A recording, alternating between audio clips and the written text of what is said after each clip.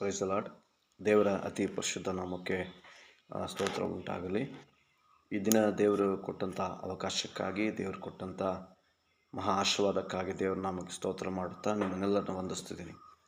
ಒಂದು ವಾಕ್ಯ ಸಂದೇಶ ಭಾಗದೊಟ್ಟಿಗೆ ನಿಮ್ಮೊಟ್ಟಿಗೆ ಬರಲಿಕ್ಕೆ ಇಷ್ಟಪಡ್ತೀನಿ. ಇಲ್ಲಿ ಕೀರ್ತನೆ ಪುಸ್ತಕದಲ್ಲಿ ನಾವು 23ನೇ ಕೀರ್ತನೆ ನೋಡ್ತಿದ್ದೀವಿ. ಯೆಹೋವನು ನನಗೆ ಕುರುಬನು, ಕೊರತೆಪಡನು, ಆತನು ಹಸುರುಗಾವಲುಗಳಲ್ಲಿ ನನ್ನನ್ನು ತಂಗಿಸುತ್ತಾನೆ. ಅಂದರೆ ದಾವೀದನು ಕೊರತೆಗಳಲ್ಲಿದ್ದಾಗ ಅವನಿಗೆ ಯಾರೂ ಕೂಡ ಸಹಾಯವು ಮಾಡಲು ಇಲ್ದಿದ್ದಾಗ ದಾವೀದನೇನು ಮಾಡ್ತಾ ಇದ್ದಾನೆ, ದೇವರನ್ನು ಒಬ್ಬ ಕುರುಬನನ್ನಾಗಿ ಕಂಡುಕೊಳ್ತಾ ಇದ್ದಾನೆ. ಅದರ ಕೀರ್ತನೆಗಳು 27:10 ಹೇಳ್ತದೆ, ತಂದೆ ತಾಯಿಗಳು ನಾನು ತೊರೆದು ಬಿಟ್ಟರೆ ಯೆಹೋವನನ್ನು ಸೇರಿಸ್ಕೊಳ್ತೀನಿ ಎಂಬುದಾಗಿ ದಾವೀದನು ಹೇಳ್ತಾನೆ. ಹಾಗಾದರೆ ಇವತ್ತು ಯಾರ ಹತ್ತಿರ ಹೋದರೆ ನಮ್ಮ ಕೊರತೆಗಳು ನೀಗಿಸಲ್ಪಡ್ತದೆ? ದೇವರು ನಮ್ಮ ಕೊರತೆಗಳನ್ನು ಸಂಪೂರ್ಣವಾಗಿ ನೀಗಿಸಲಿಕ್ಕೆ ಸಾಧ್ಯ. ಇಲ್ಲಿ 23ನೇ ಕೀರ್ತನೆ ಭಾಗದಲ್ಲಿ ಬಂದಾಗ ದಾವೀದನು ದೇವರಿಗೆ ಬಹಳ ಹತ್ತಿರವಾಗ್ತಾ ಇದ್ದಾನೆ. ಹತ್ತಿರದವನಾಗಿ ದೇವರ ಹತ್ರ ಮಾತಾಡ್ತಾ ಇದ್ದಾನೆ.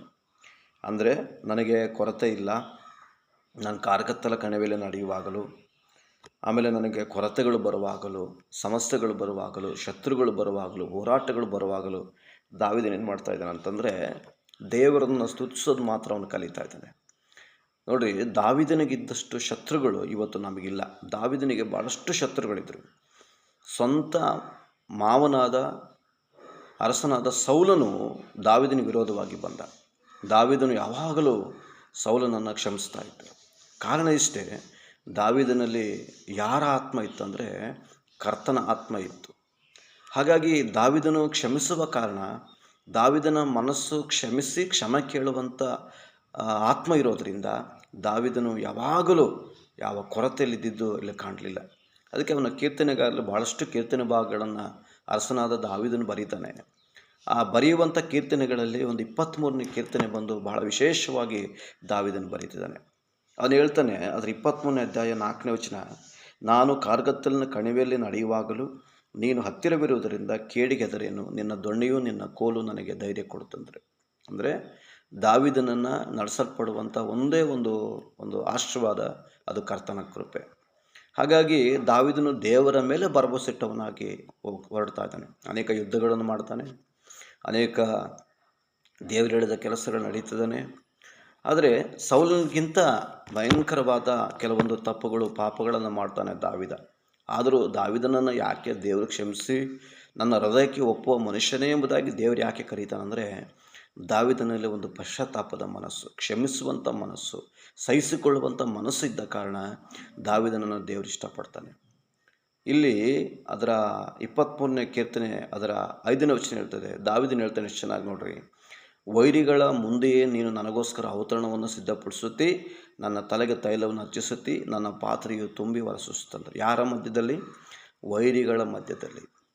ಯಾರು ದಾವೀದನನ್ನು ವಿರೋಧಿಸ್ತಾರೋ ಅವರ ಮಧ್ಯದಲ್ಲಿ ದೇವರು ಏನು ಮಾಡ್ತಾರಂದರೆ ಔತಣವನ್ನು ಅವರ ಮಧ್ಯದಲ್ಲಿ ಸಿದ್ಧಪಡಿಸ್ತಾರಂತೆ. ದಾವೀದನನ್ನು ವೈರಿಗಳ ಮಧ್ಯದಲ್ಲಿ ದೇವರು ಘನಪಡಿಸಿದ್ರು. ಯಾಕೆಂತಂದರೆ ದಾವೀದನು ದೇವರನ್ನು ಅಂಟಿಕೊಂಡ ಕಾರಣ, ದೇವರು ದಾವೀದನ ಪಕ್ಷವಾಗಿದ್ದ ಕಾರಣ ದಾವೀದನು ಎಲ್ಲೂ ಹೋದರೂ ಕೂಡ ಅವನು ಸೋಲು ಕಾಣ್ತಿರಲಿಲ್ಲ, ಜಯವನ್ನು ಕಾಣ್ತಾ ಇದ್ದ. ಈ ಹಳೆ ಒಡಂಬಡಿಕೆಯ ರಾಜರಲ್ಲಿ ಒಬ್ಬ ಶ್ರೇಷ್ಠನಾದವನಂದರೆ ದಾವೀದ. ಅವನು ಬಹಳಷ್ಟು ಕಡೆ ಕೀರ್ತನೆಗಳಲ್ಲಿ ತನ್ನ ಕಣ್ಣೀರನ್ನು ಸುರಿಸಿ ಅಳ್ತಾನೆ, ದುಃಖ ಪಡ್ತಾನೆ. ಕೆಲವೊಂದು ಸಲ ದೇವರನ್ನ ಪಶ್ಚಾತ್ತಾಪಪಟ್ಟು ಸ್ವಾಮಿ ಅಂಥೇಳಿ ಅಳ್ತಾನೆ. ಆಮೇಲೆ ಕೆಲವೊಂದು ಭಾಗಗಳಲ್ಲಿ ಬಂದಾಗ ರಾತ್ರಿಯೆಲ್ಲ ಕೂತ್ಕೊಂಡು ದೇವರ ಹತ್ರ, ಸ್ವಾಮಿ ನಾನು ಮಾಡಿದ ತಪ್ಪುಗಳೇನು, ಪಾಪಗಳೇನು, ಅಪರಾಧಗಳೇನು ಎಲ್ಲದೂ ದೇವರ ಮುಂದೆ ಅರಿಕೆ ಮಾಡ್ತಿರ್ತಾನೆ. ಅದಕ್ಕೋಸ್ಕರ ಯಾರು ಪಶ್ಚಾತ್ತಾಪ ಪಡ್ತಾರೋ, ಯಾರು ತಮ್ಮ ತಪ್ಪುಗಳನ್ನು ಒಪ್ಕೊಳ್ತಾರೋ, ಯಾರು ದೇವರ ಮುಂದೆ ಕ್ಷಮಾಪಣೆ ಕೇಳಿ ಬರ್ತಾರೋ, ಯಾರು ದೇವರೊಟ್ಟಿಗೆ ಮಾತನಾಡ್ತಾರೋ, ದೇವರೇ ನಾನು ಪಾಪಿ ಅಪರಾಧಿ ಎಂಬುದಾಗಿ ದೇವರ ಮುಂದೆ ಒಪ್ಪಿಕೊಳ್ತಾರೋ, ದೇವರು ಅವ್ರನ್ನ ಸ್ವೀಕರಿಸ್ಕೊಳ್ತಾರೆ. ನಾವೇನು ಮಾಡಬೇಕಂದ್ರೆ ಬಾಯಿ ತೆರೆದು ದಾವೀದನಾಗಿ ಅರಿಕೆ ಮಾಡೋದನ್ನು ಕಲಿಬೇಕು. ನಾವು ಬಾಯಿ ತೆರೆದು ದೇವರ ಹತ್ರ ಅರಿಕೆ ಮಾಡುವಾಗ ನಮ್ಮನ್ನು ದೇವರು ಕ್ಷಮಿಸ್ತಾನೆ. ನನ್ನ ದೇವರು ಯಾರು ಅಂದರೆ ನಮ್ಮ ಲೈಫನ್ನು ಕಟ್ಟುವವನು, ನಮ್ಮ ಲೈಫನ್ನು ಬದಲಾವಣೆ ಮಾಡುವನು, ನಮ್ಮ ಲೈಫನ್ನು ಉನ್ನತಿಗೆ ತರುವವನು ನನ್ನ ಸರ್ವಶಕ್ತನಾದ ದೇವರು ಆಗಿದ್ದಾನೆ. ನಮ್ಮ ದೇವರ ಹತ್ರ ಕೊರತೆ ಇಲ್ಲ, ನನ್ನ ದೇವರ ಹತ್ರ ಕಷ್ಟಗಳಿಲ್ಲ. ನನ್ನ ದೇವರು ಯಾವಾಗಲೂ ಕೂಡ ನಾವು ಸಂತೋಷವಾಗಿರ್ಲಿಕ್ಕಾಗಿ ಆತನ ಇಷ್ಟಪಡ್ತಾನೆ. ನಮ್ಮನ್ನು ಸಂತೋಷ ಇಡಲಿಕ್ಕೋಸ್ಕರನೇ ದೇವರು ನಮಗೋಸ್ಕರ ಈ ಲೋಕದಲ್ಲಿ ಪ್ರಯಾಸಪಟ್ಟಿದ್ದು. ಇಲ್ಲಿ ಅದರ 23ನೇ ಕೀರ್ತನೆಯ ಕೊನೆಯ ವಾಕ್ಯದಲ್ಲಿ ನೋಡ್ತಿದ್ದೀವಿ, ನಿಶ್ಚಯವಾಗಿ ನನ್ನ ಜೀವಮಾನದಲ್ಲೆಲ್ಲ ಶುಭವೂ ಕೃಪೆಯು ನನ್ನನ್ನು ಹಿಂಬಾಲಿಸುವವು, ನಾನು ಸದಾಕಾಲವು ಯೆಹೋವನ ಮಂದಿರದಲ್ಲಿ ವಾಸಿಸುವೆನು. ನಿಶ್ಚಯವಾಗಿ ಅಂತಂದರೆ 50% ಅಲ್ಲ, 80% ಅಲ್ಲ, 100%. ನಿಶ್ಚಯವಾಗಿ, ಖಂಡಿತ. ಅದು ಯಾವುದೇ ಒಂದು ಊಹಾಪೋಹಗಳಲ್ಲ, ಆಗಬಹುದಾ, ಆಗುತ್ತಾ, ಮಾಡಬಹುದಾ ಅಲ್ಲ, 100% ನಿಶ್ಚಯ ಅಂತಂದರೆ ಖಡಾಖಂಡಿತವಾಗಿಯೂ. ಅಲ್ಲಿ ಹೇಳ್ತಾನೆ, ನನ್ನ ಜೀವಮಾನದಲ್ಲೆಲ್ಲ ಶುಭವೂ ಕೃಪೆಯು ನನ್ನನ್ನು ಹಿಂಬಾಲಿಸ್ತೇವೆ. ಶುಭ ಅಂತಂದರೆ ಆಶೀರ್ವಾದ, ಕೃಪೆ ಅಂತಂದರೆ ದೇವರ ದಯೆ.